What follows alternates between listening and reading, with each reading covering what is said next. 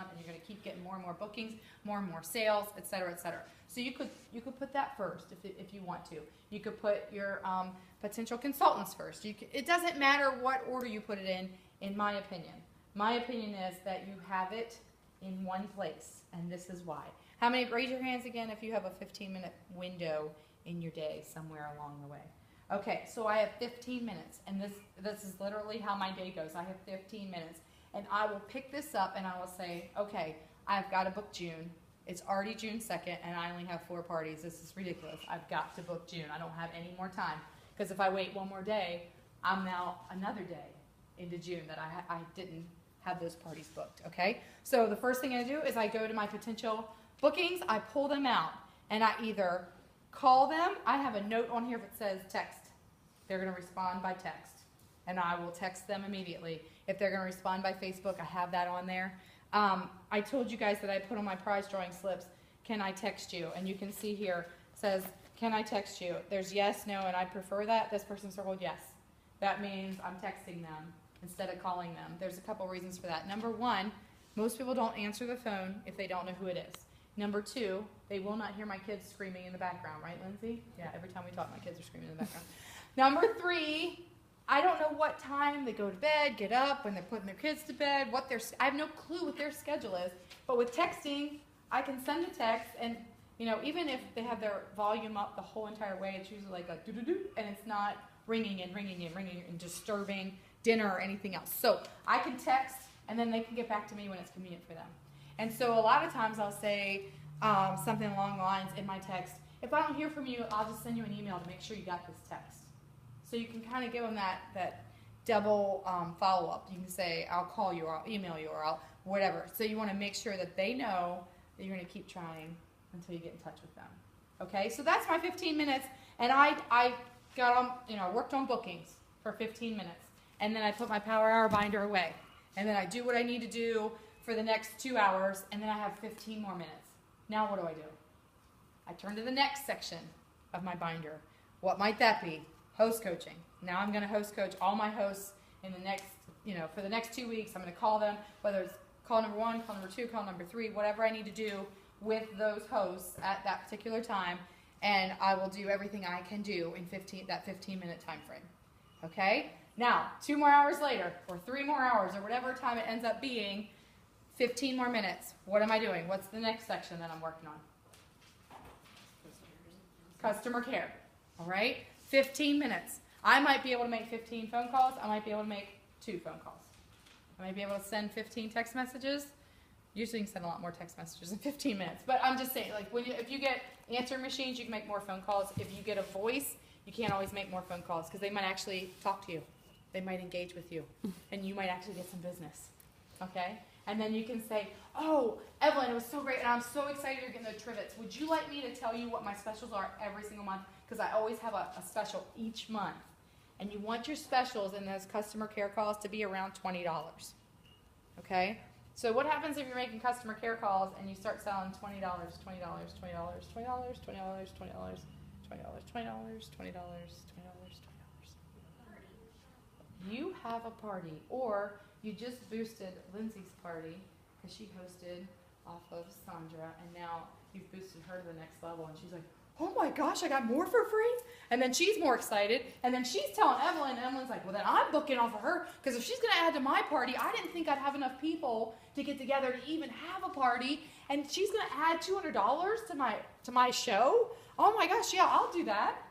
So, it's kind of the whole customer care thing can kind of spread like wildfire, because you can do something as simple as talking to your past customers, and they're adding, I always talk about the can opener.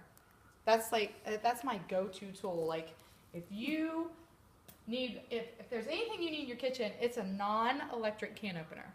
Because if your power goes out and you're hungry, by golly, open a can of peaches and eat them. Okay? You're going to survive. There's peanut butter and there's peaches. Live on.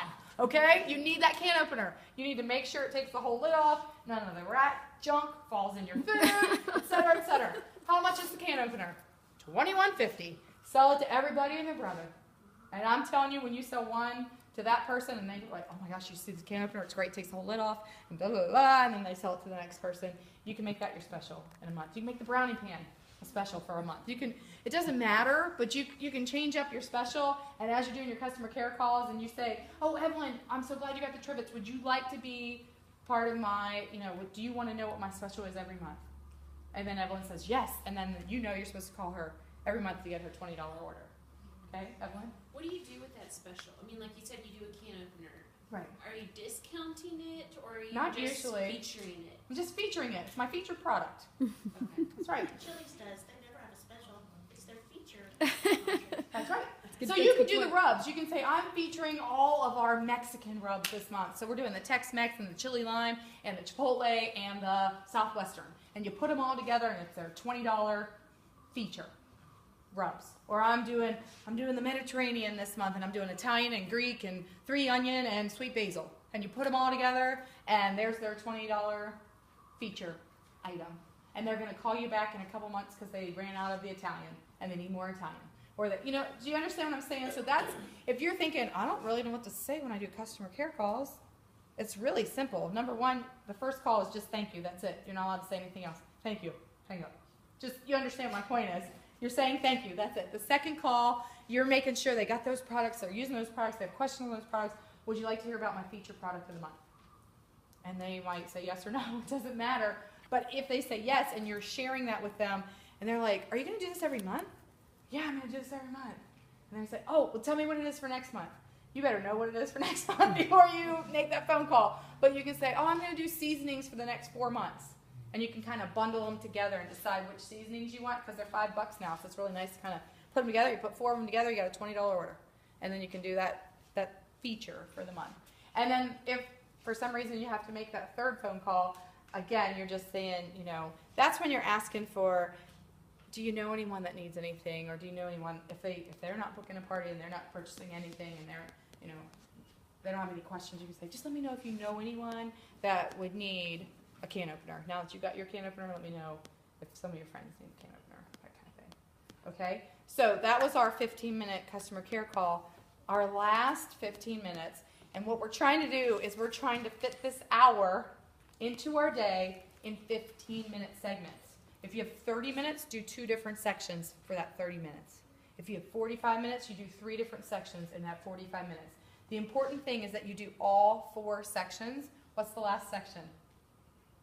Anybody remember? Your potential new team members. Okay? And if you think you don't have any, it's the people that buy from you every single month. Right? Right. It's the people that love to cook, love the products. Whether they've said, yeah, I want to give Pampered Chef a try or not. Katie, that's in Florida, she called me to get a can opener. And I said, oh, do you want to have a party to get that? And she said, you know what, maybe I'll just sell Pampered Chef. Okay, nobody says that, first of all, Katie. But that's our joke. And I'm like, do you want a can opener? But she literally only emailed me just to get the can opener. And I said, well, do you want to pay for that, or you want to get it for free by hosting a party? And she said, yeah, I think I might host a party, but maybe I'll just become a consultant. Now, she had multiple parties for me in the past, so it wasn't like it was just out of the blue thing. We had talked about her maybe starting the business at some point, but this was her time. She was ready to start. So if you think you don't have potential team members, you really do. They're the people that you've seen at more than one party. They're the people that have bought more than once from you. They're the people that, when you're at a party, they're asking all the questions about everything. Okay? So I don't care if the prize drawing slip says, no, don't ever call me, don't ever ask me about Pampered Chef, because the next day I'm like, oh, I lost my job. Maybe I need something to do. Life changes quickly. You never know when, how, who it can change for someone. And that, spending $100 on a kit and getting thousands back in return could just be what they need. Questions, Lindsay? Well, it's not a question. At my last party at the catalog show that I was talking about earlier, Yeah. I pass out the thank you for coming little things that you get in your kit, and they put their information and everything on there. And then it asks you, do you want to host a party? Are you interested in becoming a consultant? And then there was another one, I can't remember what it was, but they had checked no for everything. Mm-hmm. But at checkout, I said, are you sure I said, you don't want to host a party. I said, what about a catalog show? You don't have to have people. over because they were in the process of moving. Right. And then at the end of the month, she called me. She's like, "Here's all these orders." I was like, Okay. "Okay." Again, that's your full service checkout. So I have told you guys I am not a huge fan of the prize drawing slips from home office because I think they're too vague. I made mine specific to what I want to know about each guest. I want to know if you want more information about the business and what sounds interesting to you about the business. That's what's on here. Can I text you? Because I really want to. I really don't want to call people because my kids are screaming in the background. So, I mean, that's what I made mine specific for that. But the full service checkout is the key. That if you are just saying, "Thanks for your money, Nyambi. Nice to meet you." There's the door. Not the best customer service when you're sitting there at the party. When you're at the party, take the time and actually work. Because you have them there present in front of you. You want to make the most of that time. You get to know the person. So I always, please don't make a line. We're not at Hex. You don't have to stand in line. We're not, at the grocery store. Drop off your order form and I'll call you up when it's your turn. Go have another glass of wine. Go relax with your friends. I'll call you up one at a time. "Lisa, I'm ready for you." Lisa comes up and I say to Lisa, I ask everyone the same questions because I never want to assume anything and I never want to exclude anyone. "Did you have a good time tonight?" Yes. Great, I'm so glad. Well, did you ever have this recipe before? Okay, small talk is the key because you don't want to just be like, "Heather, you want to get started with Pampered Chef? Do you want to have a party? What are you buying?"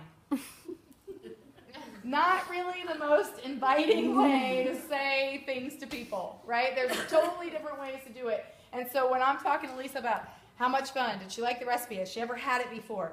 And then I can say, "Was there anything about the business that sounded interesting to you?" And she can say, Absolutely.